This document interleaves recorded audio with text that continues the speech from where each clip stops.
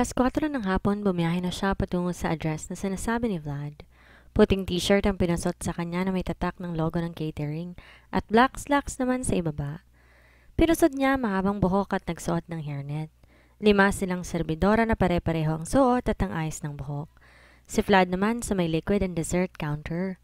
Alas 5:30 raw babiyahe na sila patungo sa mansyon ng kanilang kliyente. May van ang catering na maghahatid sa kanila.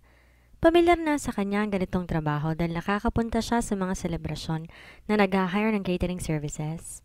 Be ready daw, nandyan na ang van. Anunsyo ni Vlad sa kanila. Kahit sa ganitong racket pala, bida-bida talaga tong si Vlad. Kahit anong racket yata papasukin ng kaibigan basta't may papasok lang na pera, which is good practice din naman kasi mas mainam na kung ngayon kapag ang tao madiskarte at hindi lang puro arte. Naganda sila at tinala ang kanilang mga gamit. Pagkatapos lang ng ilang minuto, pumasok na sila sa isang malaking subdivision at sa pinakadulo ng subdivision na yon may malaking itim na gate at malapalasyong bahay na hindi niya mailarawan kung gaano kalaki. Di maikakailang napakayaman ng kliyente nila at masasabing napakalaking okasyon na magaganap sa gabing yon. Nagtulungan na sila sa pag-aayos ng mga buffet table.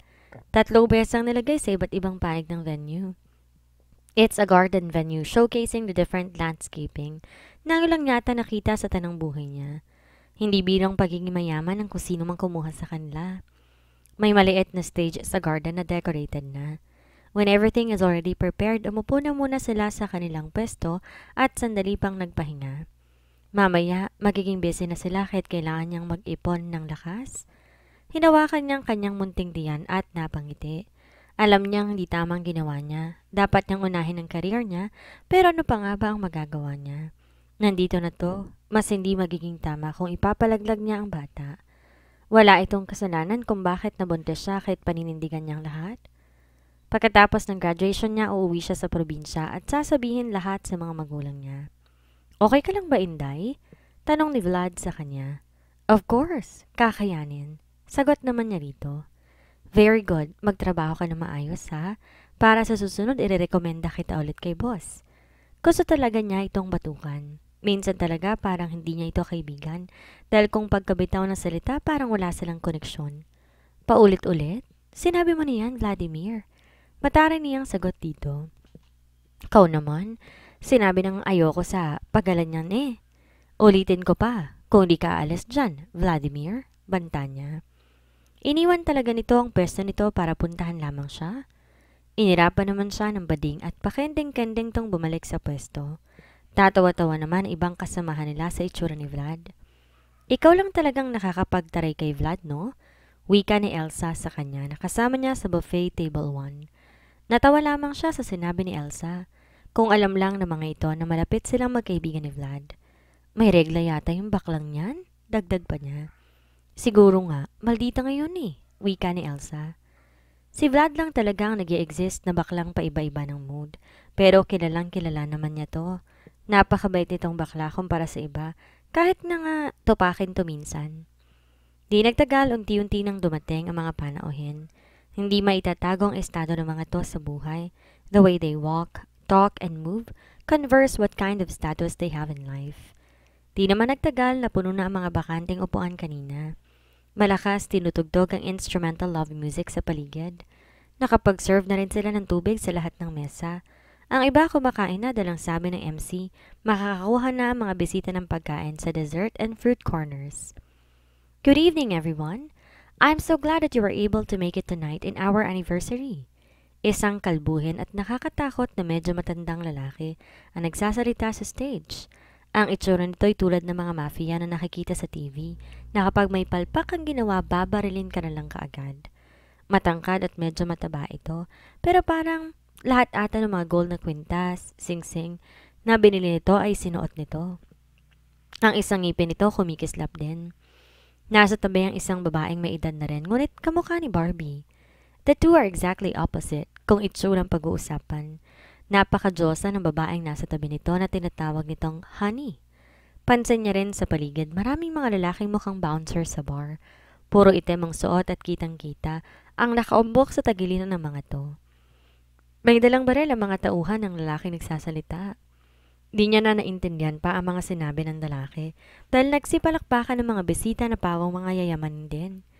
This time, I would like to call our unika iha. My dear princess, please come here. And of course, ang fiancé ng aming anak na si Franco Jeller. Muntik niya nang nabitawan ng pitsil ng tubig na hawak-hawak niya ngayon. Hindi siya makapaniwala sa narinig. Nakita na lang niya ang sariling naglalakad patungo sa harapan ng stage at tinitingnang maigi kung si Franco nga ba talaga yon. Franco, why? Pigil ang mga luhang sambit niya sa sarili. Nakita niya ang nakangising mukha ni Princess habang hawak-hawak ang kamay ni Franco. Then, nagtama ang kanilang mga mata ni Franco. Blanco at walang emosyon ang uri ng titig nito sa kanya. Bumaling pa to kay Princess at matamis ng ngitian ng dalaga. Miss, tubig please? Lumingon siya sa likuran niya at inasikasang babaeng humihingi ng tubig sa kanya. Sa isang iglap, parang gumuho ang mundo niya. For the second time around, her world began to fade. Mas masakit to ngayon dahil harap-harapan niya nang narinig at nakita ang katotohanan. Tama nga na hindi na girlfriend ni Franco si Princess dahil fiancé na to ng binata. Ang tanga nga naman pala niya, di ba? Franco, sambit niya habang bumubuhos ng tubig sa mga baso. Hey, ano ba miss? Pagbuti mo naman ang trabaho mo, pwede. Ano to? Pinapaliguan mo ba ako? Galit na bulyaw sa kanya ng babaeng nabasa dahil umapaw na ang tubig sa basong nilalagyan niya. I'm sorry po ma'am, hindi ko po sinasadya. Bigla siyang kumuha ng puting table napkin, pinahid sa basang damit ng babae. Ang tanga mo talaga. Please get off me, bitch. Sana hindi ka nagtrabaho sa catering kung tatanga-tanga ka lang naman. Do you know how much I spent for this outfit, ha? Kulang pa kung pating kaluluwa mo, ibibenta mo. Ines nitong bulyaw. Ma'am, I'm so sorry po talaga. Ako na pong humihingi ng pasensya. Nakita niya dumating si Vlad at ito na ang kumausap sa babae. Umalis na nga kayo sa harapan ko, mga hampas lupa. Send another waitress here, okay? Marilintikan sa akin yan kapag nakita ko po ulit ang babaeng yan. Galit nitong wika sa kanya. Dinala siya ni Vlad sa isang tagong kiosk na bakante. Rox naman, hanggang dito ba naman nagkalat ka pa? Huwag mo namang idaming trabaho mo sa personal na problema mo. Ayan ka na naman eh. Diba sabi ko na sa'yo tungkol dyan sa pakikipagmabutihan mo kay Franco? Rox, jailer yun. Tingnan mo naman si Princess O, napakayaman. Ano bang laban mo? Sambit sa kanya ni Vlad. Nakakahiya kasi di niya mapigilang mapahikbi. Why? Paano na siya at ang dinadala niya? Bakit yon nagawa ni Franco? Hinahanap niya ang cellphone niya, ngunit nawawala iyon. Hinulughog niya ang bag niya, ngunit di niya yun nakita. Ang malas nga naman niya sa araw na to. Nakita niya nakaupo si Franco sa itaas ng stage, kasama si Princess at ang mga magulang nito. May malaking mesa rin sa taas ng stage, a table made of gold. Nangihina at nanginig ang mga tuhod niya. Ramdam niya ang iba yung sakit na hindi niya maikukumpara. Okay lang sana noon kesa ngayon dahil may laman na ang kanyang sinapupunan. Habang naninilbihan siya para siyang nakalutang sa ere, pero sinubukan niyang huwag magkamali ulit or pumalpak. Baka magreklamo pa ang mga customers sa may-ari ng dahil lamang sa kanya. Ano ang ibig sabihin ni Franco ng mga panahong muli silang nagsama? Ano ang ibig sabihin ng mga kataga nitong mahal na mahal daw siya at kailanman hindi siya iiwan? Naalala niya noong isang araw, si Franco nga talagang nakita niya sa big bike habang nakaangkas dito si Princess. So niloloko lamang siya ni Franco. Ibig sabihin gusto lamang siya nitong gamitin, laspaging muli. Siya naman tong mabilis maniwala sige lang ng sige. Isa siyang dakilang tanga. Kung may dapat bigyan ng certificate ng katangahan, sa kanya na yon. Hanggang sa matapos ng okasyon, hindi pa rin siya makapag-isip ng matino. She's really sure na pagdating niya sa bahay, ibubuhos talaga niya lahat ng luha niya. Nagpipigil lamang siya ngayon pero sa kaibuturan niya, wasak na siya. Wala na ang karamihang bisita at ilang tao na lamang naroroon. Kasalukuyan pa rin silang nagliligpit ng mga dishes. Ang mga tables and chairs at iba pang mga dekorasyon babalikan na lamang bukas na ibang mga kasamahan nila. Ang mga ilang foods na natira nilipat nila sa dishes na kasamang babalikan bukas ng ibang mga tauhan. Di na siya nakaimik pa pagkatapos marinig kanina ang sinabi ng ama ni Princess. Hindi niya na nakita pang muli si Franco o si Princess. Siguro nasa kwarto ng dalawa at naglalampungan. Ginagawa na ng dalawa ang palaging ginagawa nila. Napakasakit talaga sa tuwing iisipin niya ang bagay na yon. She was hurt twice by the same person. Hayaan mo na, Franco. Hindi mo rin naman malalaman na magkakaanak tayo. Habang buhay ko ring itatago sa iyong sikretong to. Bulong niya sa sarili habang patuloy na nagtatrabaho. Excuse me, can you go inside the mansion? Dumiretso ka lang sa kitchen and tell one of the maids there to bring 3 bottles of whiskey here. Tinabik siya na matandang nakakalbo na, yung daddy ni Princess. Tamango lang siya at sinunod ang pinagsasabi nito. Nang makarating siya sa kitchen ng mansyon, pinagsabihan niyang isang maid. Tumango at umalis naman to at iniwan siyang mag-isa. Paalis na sana siya nang makasalubong niya sa loob ng mansyon. Ang lalaking ayaw niya na sanang makita pa. Nakatayo lang to sa harapan niya na tila hindi siya nito kilala. Lumapit siya sa binata at malakas itong sinampal. Walang hiya ka talaga. Pinaniwala mo kung akong pinili mo, pero puro kasinungalingan lang palang lahat. Naiiyak niyang wika kay Franco na nakahawak lamang sa pisngi nito at tila ba gulat na gulat sa ginawa niyang pagsampal. Ha? Ang kapal mo talaga, no? At kung umakto ka ngayon, parang hindi mo ko kilala. Huwag kang mag-alala, magsisisi ka rin sa ginawa mo sa akin. Ani ang akmang aalis na dahil wala naman siyang mahihita sa lalaking nakatunganga lamang tila walang balak sagutin siya. Pero may biglang humila sa braso niya. Si Princess yun, na nakakainsulto ang mga ngiting ibinabato sa kanya. Oh wow, look who's here. Ang service crew na isang catering services. Oh, kawawa ka naman, Rox. Mahirap ang buhay, no? Anong mas masakit? Ang kahirapan? O ang makita kami magkasama ng boyfriend ko, na ngayon fiancé ko na? Di niya sinagot ang dalaga dahil nasa pamamahay siya nito. Naalala niya tuloy yung usap-usapan ng mga kaklase niya na anak to ng isang bigating mafia. At sino ba naman siya, di ba? Franco, baby. Tell her that you don't love her right on her face. Utos ito sa lalaki. Yon ang ayaw niyang marinig. Ang sabihin ni Franco sa mismong harapan niya na hindi siya mahal nito. I don't love you. I love Princess. Tanging sambit ni Franco na nakatingin diretso sa kanyang mga mata. Mahina siyang tumango. Pigil niya ang mga hikbe na gusto nang kumawala sa kanyang lalamunan. Isang salita na lang, Franco, at iiyak na siya. So you heard it right, Roxanne. It's time to wake up, Cinderella. Nakangising sambit ni Princess na tila isa itong kontrabida sa isang pelikula. Tinaas niya ang kanyang dalawang kamay sa harapan ng dalawa. Listen, ayoko ng gulo. Kung mahal niyong isa't isa, magmahalan kayo at huwag niyo na akong idamay pa. I want peace starting today at ayoko nang pumasok sa buhay ninyong dalawa. Starting today, right at this moment, Franco. Kakalimutan kita for good. Hangad ko ang kaligayahan ninyong dalawa. Buong tapa niyang hinarap ang dalawa at kahit na nahihirapan siyang magsalita, kinaya niya.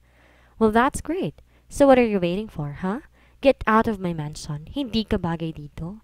Para kang isang basurang nakakaapak sa mansyon namin. So, tsupi na. Malditang sambit ni Princess at sinanyas pa talagang isang kamay para palayasin siya.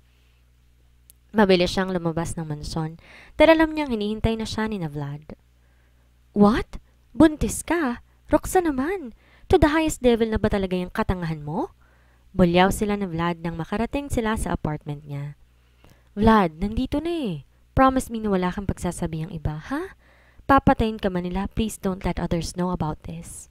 Naiiyak niyang wika sa kaibigan. Ay, ano pa nga ba magagawa ko? Idi secret na lang. Kung malalaman niya ng kampo ni Princess, patay ang beauty mo. Ikaw talaga, Rox, sandali mong mauto eh. Gaano ba talaga kalaki at kahabang kargada ng Franco na yan at di mo kayang tanggihan, ha? Naiinis ng wika ni Vlad sa kanya. Vlad, I thought nagbago na siya. Ang sarap mong iuntog sa pader, no? Para magtanda ka na. Naku, Roxanne, paano ka na yan ngayon?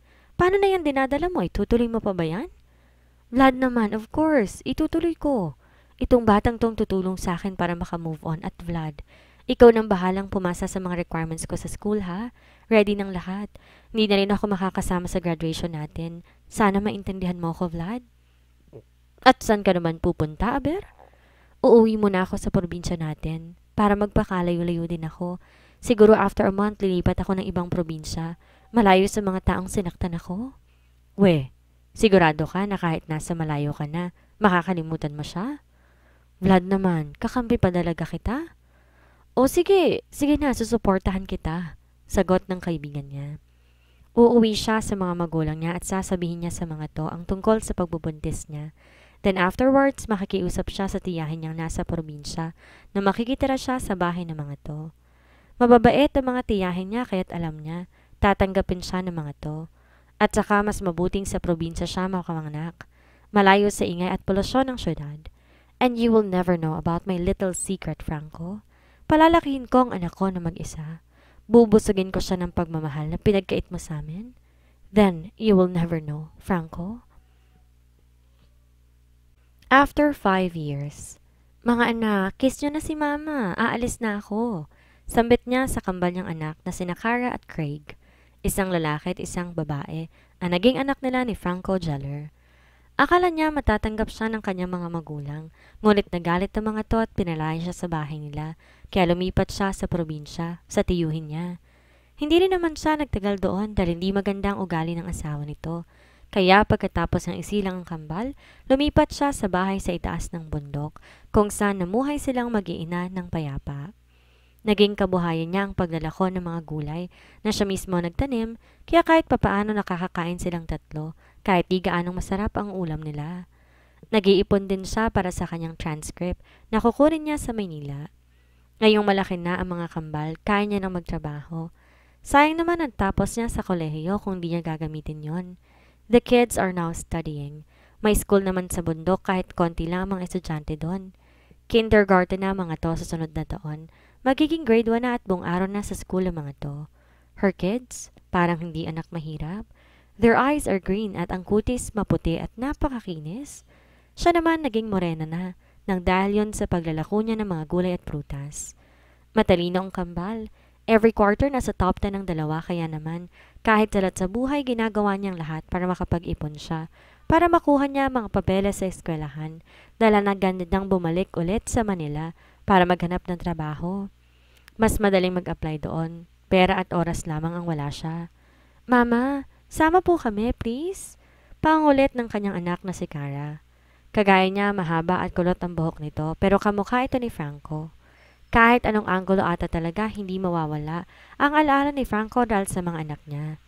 Mga anak, alam niyo naman na hindi po pwede, di ba? Malayo ang pupuntahan ni Mama at saka ang init ng araw, oh. Next time na lang kapag makakapag-ipon si Mama, bibili ako ng laruan para sa inyo. Sambit niya habang inaayos ang mahabang buhok nito. Wrong move. She did a terrible mistake back then dahil nakala talaga niyang hindi siya itatakwil ng mga magulang niya. 5 taon na rin siyang hindi umuwi sa province nila. Natatakot siya na baka itakwil na naman silang muli, kaya mas gusto pa niyang maging malayo sa mga to. Walang signal sa mundok. Kung sa bagay wala rin naman siyang cellphone dahil nawala ngayon. Kung hindi siya nabuntis, edi sana may magandang trabaho na siya ngayon. Pero para sa kanya, swerte pa rin siya dahil kahit mahirap ang buhay at wala siyang trabaho, may mga anak naman siyang napakalambing at araw-araw siyang sinasabihan ng, I love you, Mama. She can never compare their love to any material things in this world. Maglalako siya ngayon ng mga bagong pitas na gulay at root crops. Pag uwi niya mamaya may bigas, ulam at gatas na siya para sa mga anak nila. Malayo pang lalakarin niya pababa sa munting syudad ng probinsyang iyon. Araw-araw naglalakad siya. Pagod na nga siya pero maganda rin naman yon sa kalusugan niya dahil mas naging slim siya at lumabas pang lalo ang magandang hubog ng kanyang katawan. Her long curly hair is always tied up. Naka-ponytail at braided yon para hindi tatabing sa mukha niya. Wala na rin ang kanyang malaking salamin sa mata. Though her skin is suntan, maraming mga kakilala niyang mga suki ang humahanga sa ganda niya. Morena beauty in short. Dumaan siya sa mga suki niyang construction worker sa isang building na itinatayo pa lamang. Stay-in ang mga to at kapag naglalako siya ng gulay, maraming bumibili doon. 2 bayong ang dala niya sa magkabilang kamay. Medyo mabigat yon kaya nahihirapan siyang magdala. Sana maraming bibili para mabawasan ang bigat ng dinadala niya. Hey Roxanne, pabili nga ako. Ano ba yung dala mo ngayon? Tanong ng isang trabahante doon. Nagpapabili si engineer, nagpapaluto ng gulay yun. Dagdag pa nito. Wala kasing lutong ulam ang binibenta sa lugar na to. Medyo malayo pang malit na syudad ang pagbibilhan ng mga lutong ulam, kaya maraming bumibili sa kanya, lalo na ang mga taong taga-construction site. Ano pa lang tinatayo dito? Tanong niya. Resort, isang cold spring resort. May spring sa dulo ng pinamiling lupa na may-ari, kaya pinadedevelop niya ang lugar na to. Balang araw magiging tourist attraction na to sa lugar na to. Anito sa kanya. Wow! Hindi pala magtatagal at may madedevelop na rito at magkakaroon din ng trabaho. Sambit niya. Kung sino man ang may-ari nitong resort, napakagandang plano nga talaga nun. Masaya siya at pinakyaw ng mga trabahador ang kanyang mga benta. Nagpaalam siya sa isang kakilala niya. Maglalakad muna siya papunta sa tindahan. Bumili siya ng gatas ng kambal, 5 kilong bigas, isda at biskwit. Nang makarating na sa kalye papasok sa bahay nila, mabilis siyang tumawid sa kalsada at di niya napansin ang patawid na BMW at sa hindi inaasahang pagkakataon, nahagip siya nito at bigla na lang siyang tumihaya sa kalsada habang ang dala niyang mga gamit at pagkain nagkalat doon. Sinubukan niyang sumigaw ngunit tila walang boses ang lumalabas sa kanyang bibig. Nanginginig siya sa takot. Ito na ba ang huling sandali niya sa mundong to? Tulungan niyo ako. May mga anak ako. Nasambit niya at muli nawalan ng malay sa kalsada at isang matangkad na lalaki na may matapinong katawan ang bumuhat sa kanya at isinakay siya sa kotse nito.